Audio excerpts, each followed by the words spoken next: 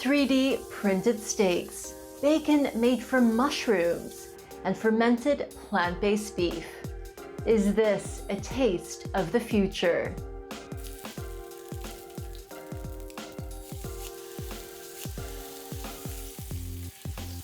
The global market for alternative meats is forecast to grow to $450 billion by 2040. That's according to consulting firm Kearney. Now, for the past few years, plant-based burgers have dominated this space. Now there's a new focus: whole cuts.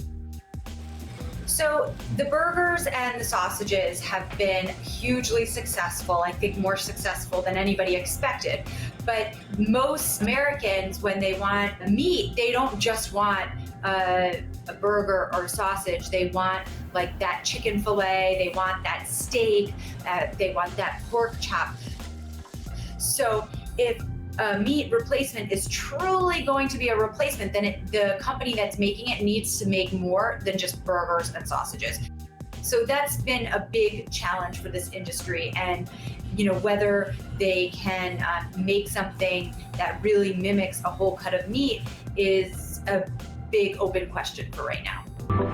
It's easy to be popular when you serve your family steak, but the real trick is to be economical as well.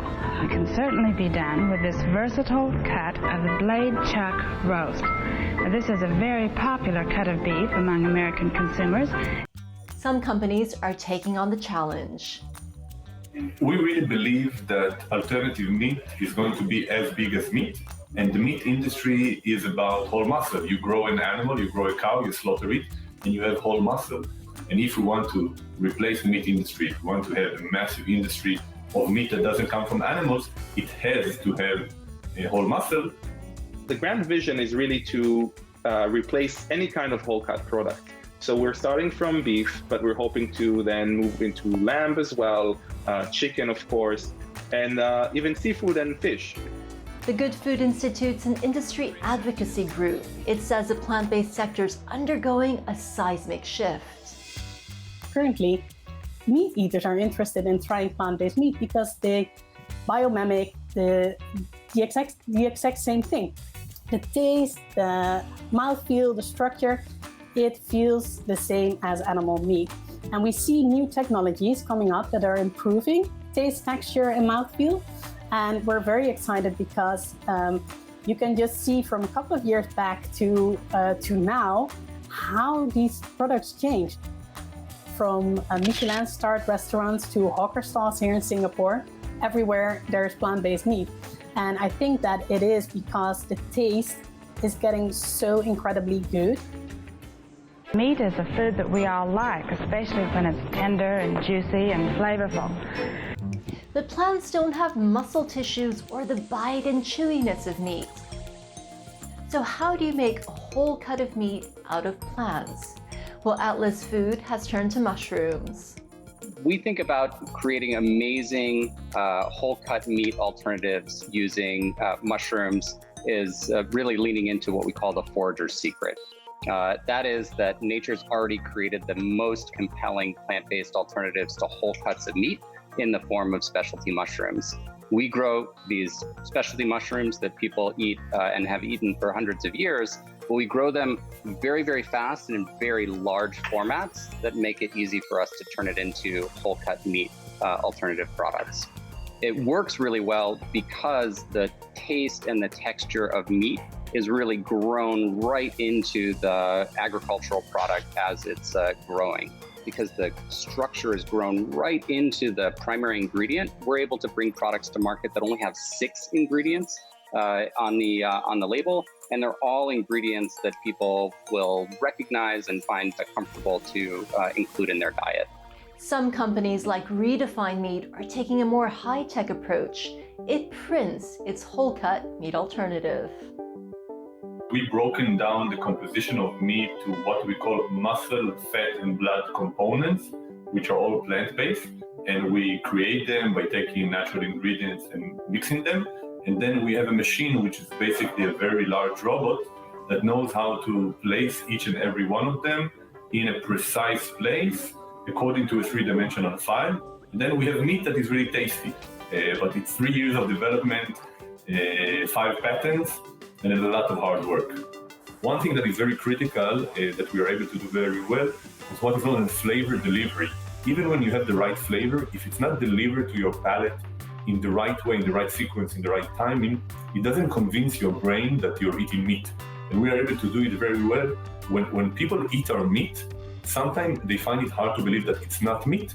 And this is not because of the texture and the flavor. It's because of the flavor delivery mechanism that is related to what is released when you chew, coming from the muscle, fat, and blood.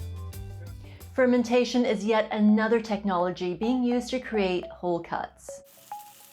We take plant raw materials like soy or pea or others, and we improve them by introducing microorganisms that metabolize those raw materials and change them and give them a new life, just like in the case of miso or soy sauce.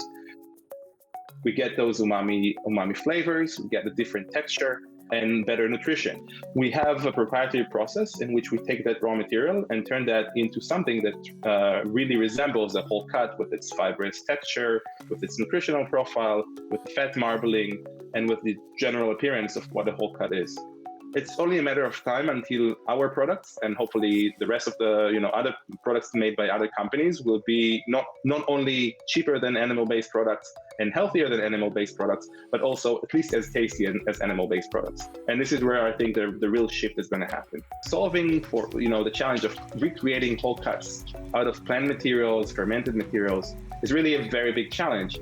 And I'm just really excited to try and solve that for the better of the world. My Bacon is currently available on a small scale, while redefined meat and chunk foods aren't yet on the market. And there's a lot at stake for getting whole cuts right. Beyond Meats, maker of the plant-based meat-free meat, soaring more than 160% to become the best IPO debut since the financial crisis. When Beyond went public and its IPO was wildly successful, the most successful IPO since the financial crisis at the time. Since then, so much excitement has gone into the whole category. I think there was a lot of resistance to the category from mainstream investors and other retailers and food service companies, but the Beyond Meat IPO really changed that.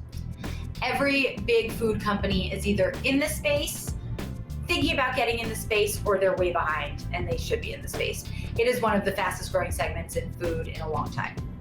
At this point, no company has shown that they can really make a whole cut of meat that on its own looks, tastes, and has that same texture and mouthfeel as an actual piece of meat. So there's a big if there. If they can do it, I think that will be the future of this industry.